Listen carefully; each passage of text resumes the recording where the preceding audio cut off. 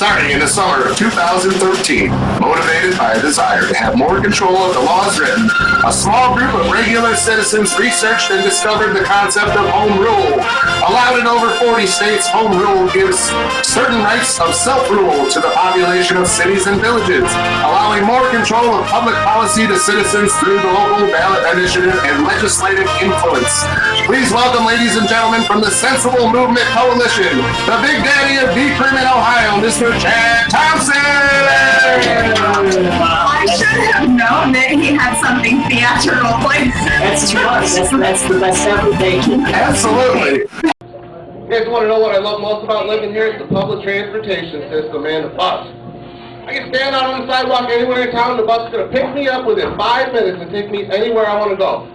Which is awesome, especially for me, because not a lot of people know this, but I happen to have a medical condition. What I take for it prohibits me from driving most of the time. It's called alcoholism. I take alcohol for it. I like riding the bus. The Ohio and the Michigan authorities are in cahoots, and the database, so they're using the database and putting a GPS on your car. So as soon as I walk into a dispensary in Michigan, somewhere in Ohio, in a bunker, a big red light goes off and a siren, and they dispatch this special team, a crime-fighting force, to come out. And read your license plate. Right. At 70 miles an hour, pick out my green Equinox out of 9 other green Equinoxes out of 10,000 cars an hour, and they just grab me up and say, hey, you're the guy that bought that weed. Right. Where it's legal, and they no don't other cause, care by the anyway. way, with no other cause, just because of that. Not Right. you were speeding or anything else. No, one guy said they put a GPS on my car. Man, they didn't do that to Bin Laden.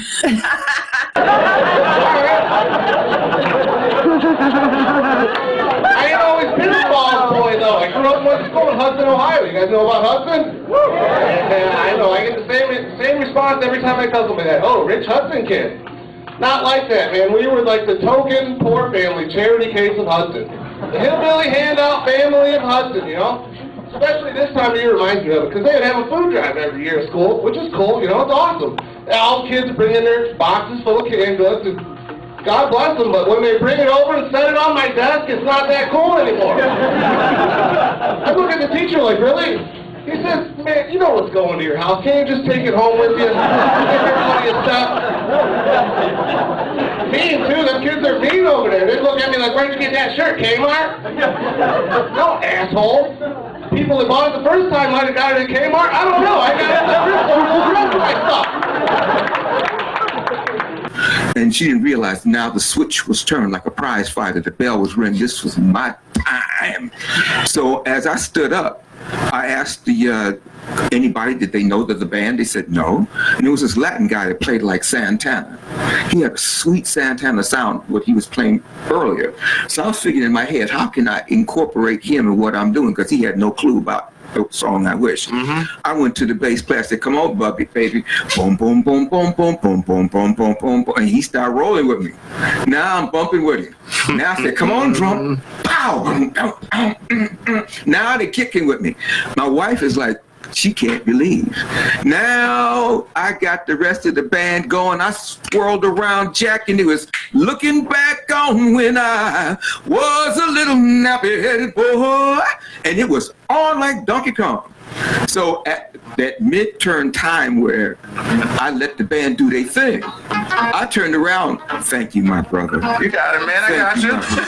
I immediately said to the Latin kid, I said, get ready, dude. Get ready. He was just beaming. I said, go. He went into another world with his, not like this. Right. He went into another world. Everybody was like that. He was just grinning. You could see his countenance. He was just grinning. And I said, okay, slow down, slow your roll now. Back. We got all day. Whoop, I cut him off and I swirled back and it was on.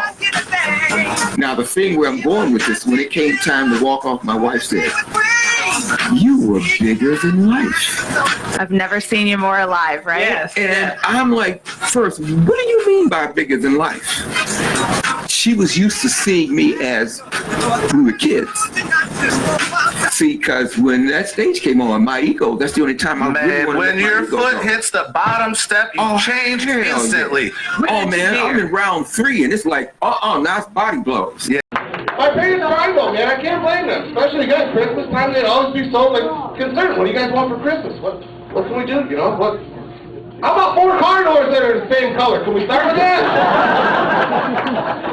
Can I have a pair of shoes that we didn't get at the grocery store, maybe? You know, I mean, also, these kids got the Jordans, they got their pumps, they're wearing boat shoes to school. I got the Food Club logo on the side of my feet. Not that cool, man.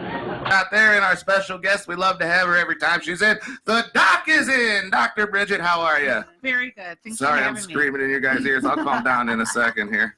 I like to do that race car announcer thing every once in a while, though. So I live with you, so Kick I'm us used off. to it, but right, I know our kid does it too, so that's fun.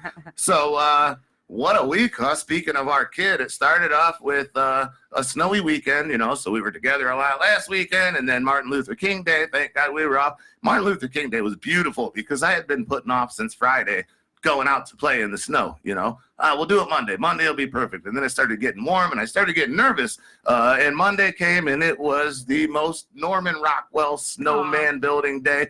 Big like a fat snow globe. flakes just Aw. falling real slow, and you know, fantastic. So we got to have some time with her cousins, and you know, they're just really, really nice family time together, playing in the snow, 2 or 3 hours out there, and then everybody got together, you know, hot chocolate movies and stuff. And the kids left or whatever, and 10 minutes later, here comes our kid with that look in your eye that you know for sure is a fever, and like, you know what I mean, the one and only, like, damn, this kid is sick, for real sick. And like Yeah. even when you ask her and she's like, "No, I'm not sick. I'm just tired." And then like you Yeah. see Yeah. it, like Yeah. you're going down. so today is the first day back at school. Wow. And you know, it would be all right, and we'd think we'd be there, and then 3 o'clock in the morning she's on fire and crying, and you know, it's the rest of the night with that. So Nobody sent her back, slept yeah. all week. no, yesterday was kind of cool though, because it was like the last day. You know, you're not supposed to go back. You're a doctor. Is that really should we really wait 24 hours?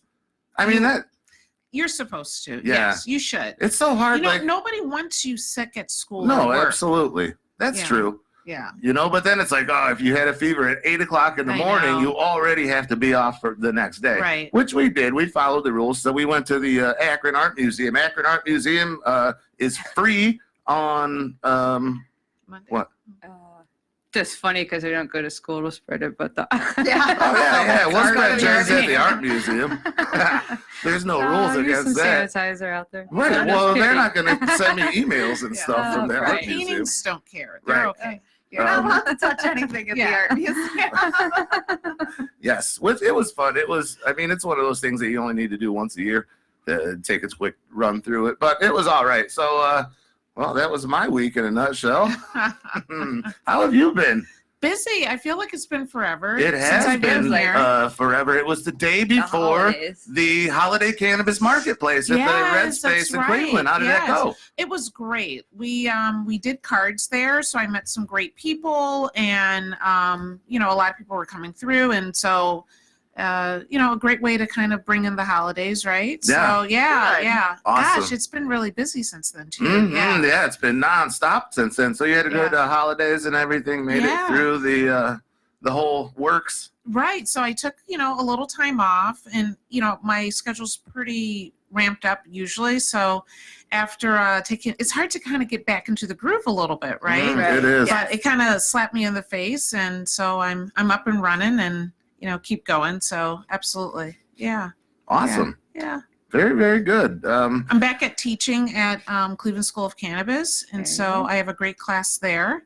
So Awesome. yeah, good people always. Awesome. What's the class? What's the So course? it's patient navigation. So it is everything from a little bit of history all the way through with the different types of cannabis, the cultivars, you know, how you name them, how you prescribe them or suggest them, I guess I should say, the extraction process, you know, the different ways that methods of administration, everything, all from beginning to end, as far as how patients and providers interact within the medical cannabis community. Okay, so, so this yeah. is a course like for the general public? So this course in particular is for enrolled students. Oh, okay. Okay, but I actually am doing a medical cannabis course on. It's on this Saturday and Sunday, and these are, if you're really interested in cannabis, you just want to know a little bit more than you know today, you go through between Saturday and Sunday a set of, I believe, about 12 classes, like an hour each or so, and I'm doing a little mini medical cannabis course on Sunday morning, and so all you have to do is go on clevelandschoolofcannabis.com. I better check that out. And you can enroll and come through, and it's a great experience. It definitely, and you get a certificate when you're done. So it's a really great way if you want to know more. And you can, this one that I'm talking about is in Columbus, but they do them monthly in Cleveland and in Columbus. That's awesome. That's fantastic. And I think that it bears a lot of weight today, especially as we start opening up, into the show and we get into the cancer topic, because it's something that touches everybody. And I think we've all, known or know someone who could benefit from this, but the knowledge is so cloudy out there for a lot of people, and they just don't know how to ask or how to, find out, or it's something, that they've been taught so long, just to not even consider, that are really like a soft entry, Right, absolutely. There's a lot of patients, and that's kind of who we're trying to touch today. Our listeners all have people, and we're trying to, give tools and ways to talk and explain and show how cannabis can be a good medicine for this. So, another class offered for the patient to kind of just get, their eyes opened into it and their feet wet and see that, they don't walk into an old pool hall full of dirty hippies and people like me. There's actually, it's a real thing. And we'll get into that. I was doing some research this week on this, and it's so amazing, all the researchers that I've come across from just all the four corners of the globe. Absolutely. Who are all very, very much in conjunction on There's a lot of information out there. Yeah, and a lot of them are like, the United States, I really don't know. Because when we kind of look here and we've got some information from, what websites and recommenders here from the government are saying, it's much different from the research that we're seeing, in Israel and in Spain and London and all over the place. So where they're allowed to research it more freely. Right, and they've been doing it for a while. It's not that we don't have the knowledge and the know-how to be able to research it. It's There's restrictions from the government. And we're just a little behind the eight ball in this. Well, sure, and there's good work going on. There's, big research in California, and in America too. But it just seems like we're, like you said, a little bit behind. So, in terms of fashion, I guess those places are the New York and L.A. and we're the Cleveland, Ohio, where we just drag. We don't get the hot items right away. Sure. But it's good, because a lot of the information today, it's it'll be a lot to chew on, where we need to get a basic knowledge when people say, okay, I understand what you're saying about cancer and I believe that it might work, but I don't even know what a weed is. Right. They can come and you guys can kind of walk them through, how it takes their mind from it being some drug and, what they've been indoctrined to think into an actual plant and a medication and, a treatment. So we definitely work with a lot of cancer patients. We're always open to working with their oncologist or primary care as well, because we need to bridge that gap and make sure that we're all working together on this. I usually find overall oncologists are open to the idea, probably more than your primary care or other physicians, because they understand that you really need to tackle this from different, points of view. Right. But yeah, we work with people and try to really hone in on what will help them the most and make sure that happens. Right. Well, I think oncologists probably deal with a lot more severity. You know what I mean? A podiatrist isn't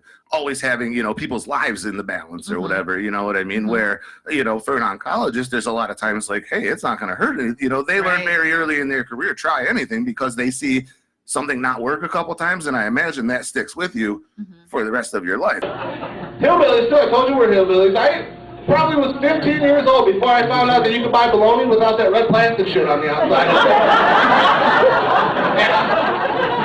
We had spaghetti for dinner. You want a breadstick? You better get a piece of Schwebels and start going like this right here.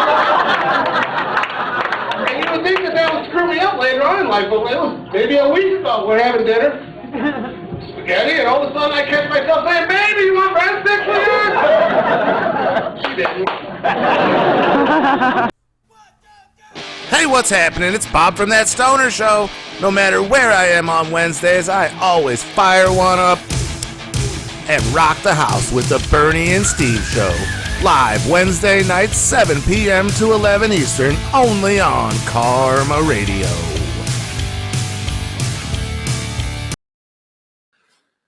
Jackie loved to go to sleep at night. Before she got tucked in, her mother would help her walk on her hands all the way to bed. One night, Jackie woke up past her bedtime. She smelled something funny in the air, so she walked down the hall to her parents' bedroom. "What's that, Mommy?" asked Jackie. "Are you and Daddy smoking a cigarette?" Pause right there, because I got caught hitting a vape pen a couple weeks ago, and she was like, "Dad, are you smoking a cigarette?" And I'm like, how the hell is that the first time you saw that? You gotta put that phone down and pay attention, man.